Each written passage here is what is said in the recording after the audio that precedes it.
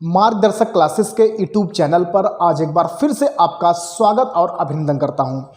जिस तरीके से इस चैनल के माध्यम से आप लगातार बहुत अच्छे खासे व्यू दे रहे हैं और लगातार एक उत्साह वर्जन कर रहे हैं और बड़ा अच्छा लग रहा है और बहुत मेहनत से और बहुत तन्मय से आप पूरे तरीके से जज्बे से लग चुके हैं अपने एक टारगेट पर ध्यान रखते हुए, बड़ा अच्छा लग रहा है। ठीक है, उस सपने को सजो के जिसने आप वह दिन घर छोड़ा होगा जब आपने ये सोचा होगा कि सफलता के एक कदम चुन के घर वापसी करना है। ठीक है, उसी मेहनत को, उसी सिलसिला को, उसी क्रम को जारी करते हुए हम लोग मेहनत पे चर्चा करते चलेंगे। यानी कि ज़िंदगी में कुछ गलत हो जाए, ज़िंदगी में कुछ गलत हो जाए तो घबराना नहीं, क्योंकि दूध फटने के बाद वही घबराता है जिसे पनीर नहीं बनाने आता। ठीक है, तो इसी क्रम को, इसी सिलसिला को, इसी मेहनत को जारी करते हुए आज एक बेहतरीन टॉपिक से आपको चर्चा कराने वाला है। अनेक शब्दों के लिए एक शब्द जान लीजिएगा। अनेक शब्दों के लिए एक शब्द पे हिंदी टॉपिक से एक प्रश्न आपको एग्जाम में पूछा ही जाता है अगर आप यूपी ट्रिपल एससी की वैकेंसी का पेपर दे रहे हैं तो।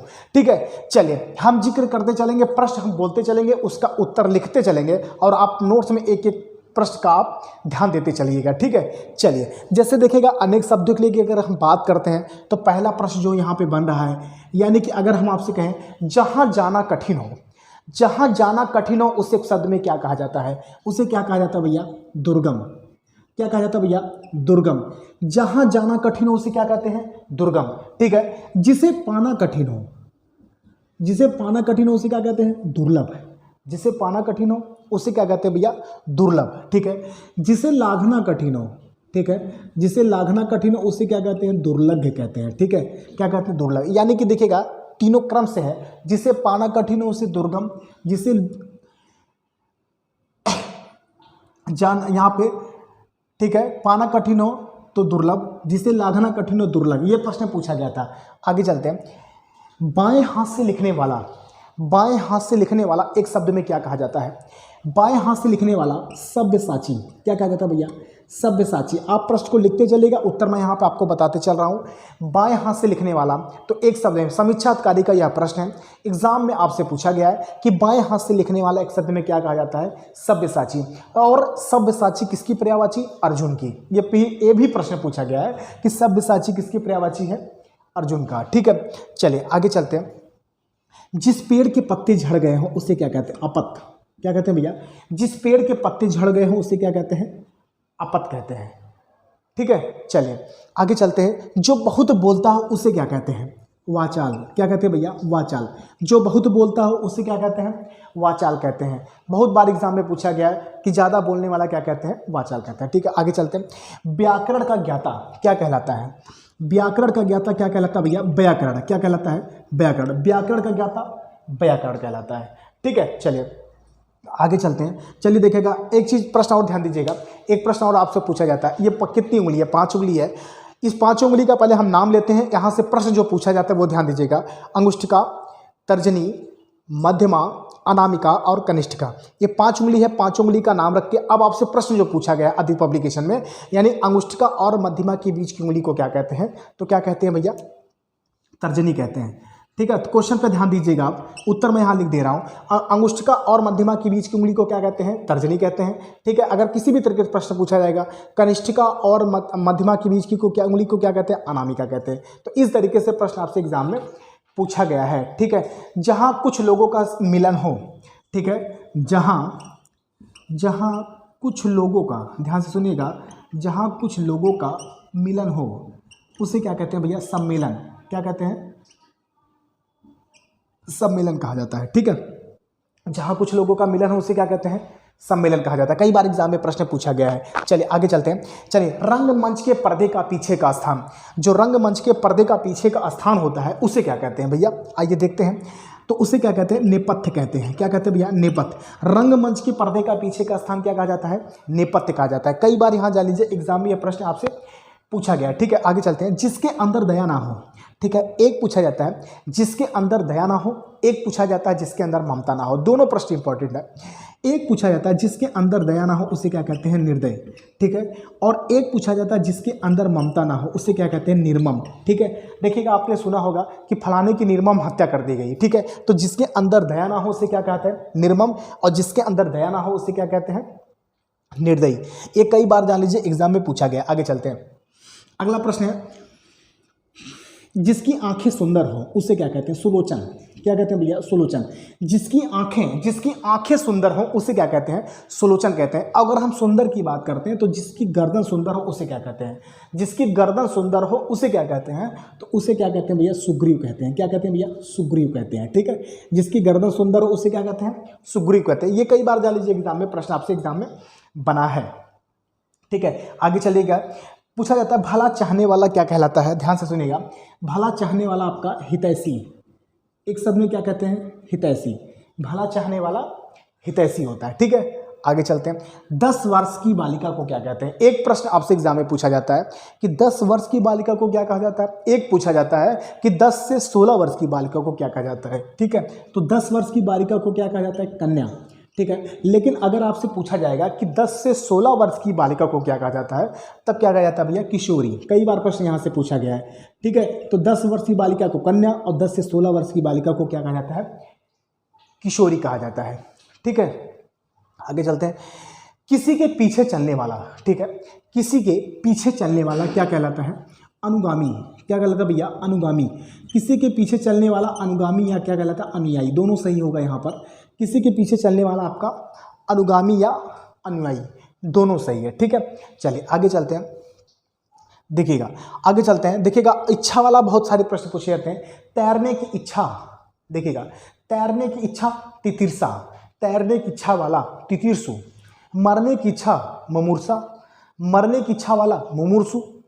ठीक है, तो इस तरीके, जानने की इच्छा जिज्ञासा, जानने की इच्छा वाला जिज्ञासु, इस तरीके से भी प्रश्न आपसे इच्छा वाले पूछते हैं। ठीक है, तो यहाँ पे आप हो जाएगा तैरने की इच्छा क्या हो जाएगा? तितिर्सा, तितिर्सा हो जाएगा। ठीक है, लेकिन यही कह देंगे कि तैरने की इच्छा वाला तो हो जाएगा आपका तितिर्सु हो जाएगा। क्या हो जाएगा भैया? तितिर्सु। अगर वाला लग जाए तो छोटा की मात्रा यहाँ पे लग जाता है। जानने की इच्छा जिज्ञासा, जानने की इच्छा वाला क्या हो जाएगा आपका? जिज्ञासु हो जाएगा। ठीक है, तो यहाँ से देख रहे हैं एक एक प्रश्न कैसे बन रहा है। उच्च कुल में पैदा व्यक्ति, तो उसे क्या कहते हैं? कुलीन। ठीक है, ये कई बार प्रश्न पूछा गया कि जो उच्च कुल में पैदा हो उसे क्या कहते हैं भैया? कुलीन कहते हैं। ठीक है, ये कई बार एग्जाम में पूछा गया प्रश्न है। आगे चलते हैं, जीने की इच्छा, देखिएगा ये पूछा गया है, जीने की इच्छा क्या कहलाता है आपका? जिजीविषा। ये शुद्धवर्तनी में पूछा जाता है कि जीने की इच्छा क्या कहलाता है?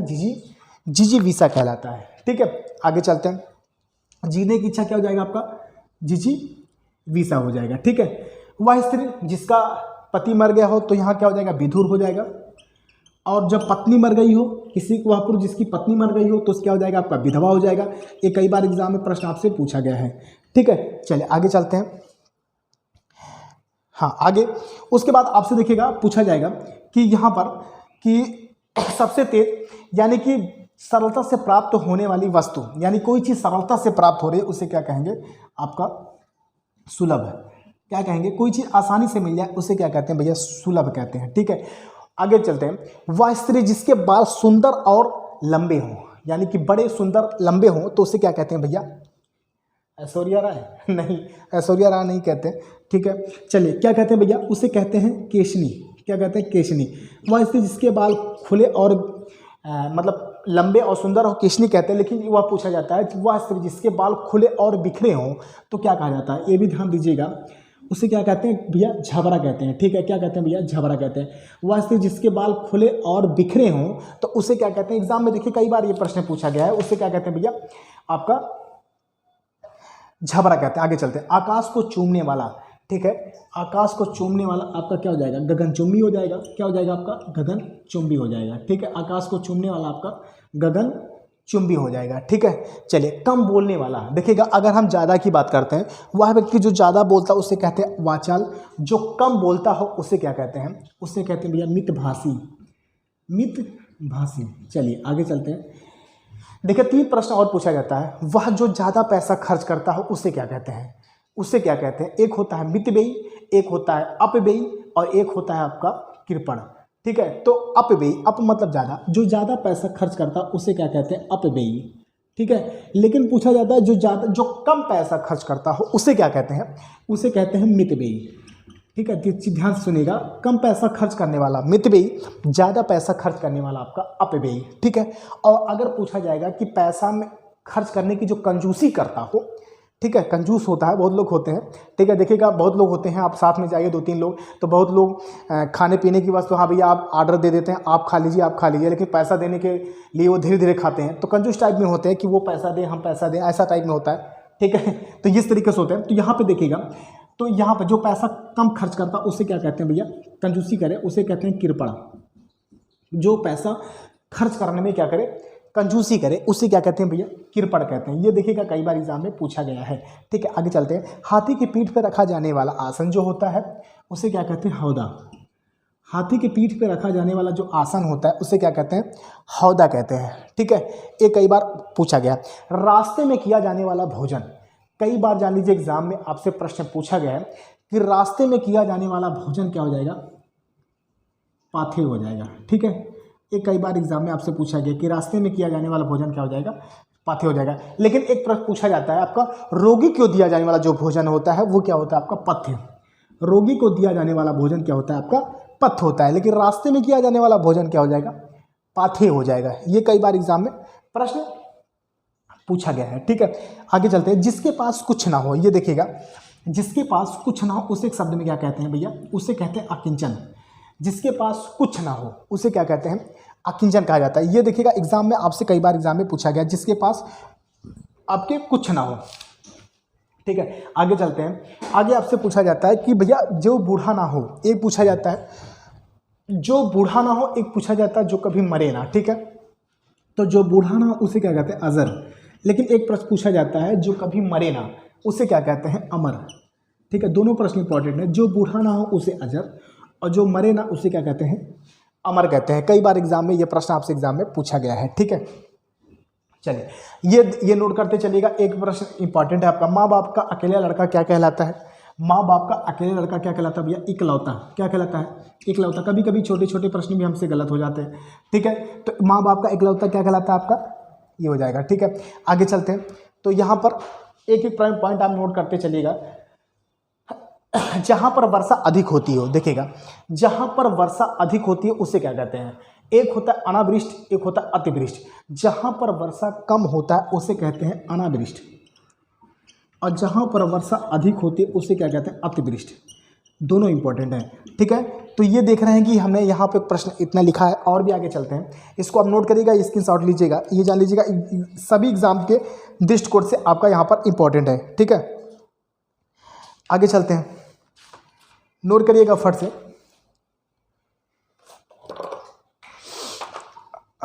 हो गया, चलिए आगे देखते हैं।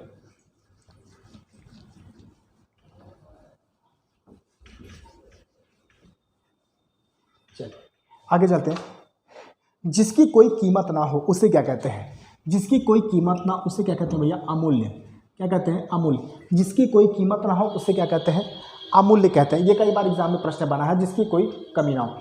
थोड़ा नपा तुला भोजन करने वाला क्या कहलाता है, तो वो क्या कहलाता है भैया, मिताहारी। मिताहारी। थोड़ा नपा तुला भोजन करने वाला क्या कहलाता है आपका, मिताहारी कहलाता है। ये कई बार एग्जाम में आपसे प्रश्न पूछा गया है, ठीक है। आगे चलते हैं। जिसका इलाज ना हो सके उसे क्या कहते हैं, ठीक है। जिसका इलाज ना हो सके उसे क्या कहते हैं भैया, असाध्य। असाध्य। जिसका इलाज ना हो सके उसे क्या कहते हैं, असाध्य कहा जाता है, ठीक है। ये प्रश्न एग्जाम में कई बार पूछा गया है। आगे चलते हैं। आधी रात को क्या कहते हैं, आधी रात का समय क्या कहलाता है, निशीथ। क्या कहलाता है भैया, निशीथ कहलाता है। आधी रात का समय आपका निशीथ कहलाता है। हवन में जलाने वाली लकड़ी क्या कहलाती है भैया, समिधा।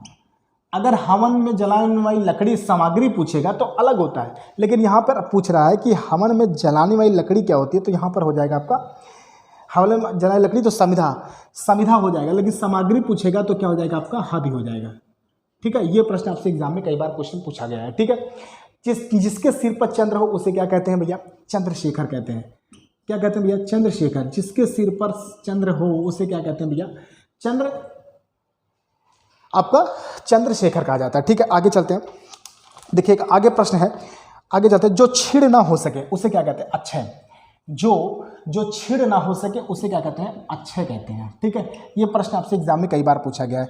सब कुछ जानता हो, जो सब कुछ जानता उसे क्या कहते हैं, देखिएगा, जो सब कुछ जानता उसे क्या कहते हैं भैया, सर्वज्ञ कहते हैं, ठीक है, सब कुछ जो जानता उसे क्या कहते हैं, सर्वज्ञ कहते हैं।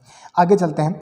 आगे आपसे तिलक लगाने में किस अन्न का प्रयोग किया जाता है, तिलक लगाने में किस अन्न का प्रयोग किया जाता है ये पूछा जाता है, तो क्या हो जाएगा आपका अक्षत हो जाएगा। तिलक लगाने में किस अन्न का प्रयोग किया जाता है, तो आपका क्या हो जाएगा, अक्षत हो जाएगा। ठीक है, आगे चलते हैं। आगे आपसे पूछा है मोक्ष की इच्छा रखने वाला, मोक्ष की इच्छा रखने वाला क्या हो जाएगा आपका, मुमुक्षु हो जाएगा। मोक्ष की इच्छा रखने वाला, मोक्ष की इच्छा रखने वाला क्या हो जाएगा आपका, मुमुक्षु हो जाएगा। आगे चलते हैं। जिसका जन्म कन्या के गर्भ से हुआ हो उसे क्या कहते हैं, कानिन कहते हैं। क्या कहते हैं भैया, कानिन। जिसका जन्म कन्या के गर्भ से हुआ हो क्या कहते हैं, कानिन कहते हैं। ठीक है, पेट की अग्नि को क्या कहा जाता है, ठीक है, पेट की अग्नि को क्या कहा जाता है, जठराग्नि कहा जाता है। क्या कहा जाता है भैया, जठराग्नि। पेट की अग्नि को क्या कहा जाता है, जठराग्नि कहा जाता है। ठीक है, ये देखिएगा इंपॉर्टेंट है, सारे प्रश्न ये एग्जाम में कहीं न कहीं एग्जाम में आपसे, अब एग्जाम में कहीं न कहीं आपसे पूछे गए हैं। ठीक है, आगे चलते हैं। आगे आपसे पूछ रहा है कि जो नभ में चलता है उसे क्या कहते हैं। देखिएगा, जो नभ में चलता हो उसे क्या कहते हैं, खेचर कहते हैं। जो नभ में चलता हो उसे क्या कहते हैं भैया, खेचर कहते हैं। ठीक है, जो किए गए उपकार को मानता हो, जो किए गए उपकार को मानता उसे क्या कहते हैं, कृतज्ञ कहते हैं। और जो किए गए उपकार को ना मानता हो उसे क्या कहते हैं भैया, कृतज्ञ कहते हैं। क्या कहते हैं, कृतज्ञ। किए गए उपकार को मानने वाला कृतज्ञ और किए गए उपकार को ना मानने वाला क्या हो जाएगा, कृतज्ञ होगा। ये कई बार एग्जाम में आपसे प्रश्न बना है। आगे चलते हैं। अगला प्रश्न है गिरा हुआ, कोई चीज़ गिरा हुआ एक शब्द में क्या कहलाता है, पतित। क्या कहलाता है, पतित। कोई चीज़ जब गिरी है तो एक शब्द में क्या कहलाता है भैया, पतित कहलाता है। ठीक है, आगे चलते हैं। जानने की इच्छा रखने वाला क्या हो जाएगा, जिज्ञासु। क्या हो जाएगा भैया, जिज्ञासु। जानने की इच्छा रखने वाला आपका हो जाएगा जिज्ञासु। ये कई बार एग्जाम में आपसे प्रश्न पूछा गया। आगे, जिस पर हमला ना किया गया हो। ठीक है, जिस पर हमला ना किया गया उसे क्या कहते हैं, अनाक्रांत कहते हैं। ठीक है, और जानने की इच्छा रखना क्या कहलाता है आपका, जिज्ञासा हो जाएगा। जिज्ञासा और जिज्ञासु दोनों बता देते हैं। जानने की इच्छा रखने वाला जिज्ञासु और जानने की इच्छा क्या हो जाएगा आपका, जिज्ञासा हो जाएगा। ठीक है, तो ये देख रहे हैं कि इंपॉर्टेंट प्रश्न आपका बनता चला जा रहा है। ठीक है, कई बार आपसे ऐसे प्रश्न आपके एग्जाम में प्रश्न बने हैं। ठीक है, अनेक शब्दों के लिए एक शब्द पे, तो बहुत ज़्यादा लंबा वीडियो ना करने के दृष्टिकोण से मैं बता रहा हूँ। तो यहाँ पर आप छोटे छोटे दो 3 पार्ट में हम लोग इसको पढ़ लेंगे। मेन चीज़ हम लोग यहाँ से याद कर लेंगे। तो ये जान लीजिए, जो मैंने अभी लिखा 40 से 50 जो भी जितने भी होंगे, तो जान लीजिएगा ये एग्जाम में कहीं न कहीं आपसे एग्जाम में पूछे गए हैं। तो इसको आप कुछ नहीं करना, इसको आप समेटेगा और एक कॉपी में एक कलम में आप क्या करिए, इसको लिखिएगा और इसको रिवीजन करिएगा। जान लीजिएगा यहाँ से जितना मैंने बताया ये एग्जाम में कहीं न कहीं एग्जाम में आपसे पूछा गया है। ठीक है, तो 2 पार्ट 3 पार्ट में ये वीडियो आपका हो जाएगा। तो कम से कम आपका अधिकतर आपसे अधिक प्रश्न आपका अनेक शब्दों के लिए शब्दों पे यहाँ से समेटा जा सकता है पेपर के लिए। ठीक है, तो अभी इतने वीडियो के लिए इतना ही, बाकी और भी आगे चलेंगे और अदर इसको स्टेप में। ठीक है, तो आज के लिए इतना ही, धन्यवाद।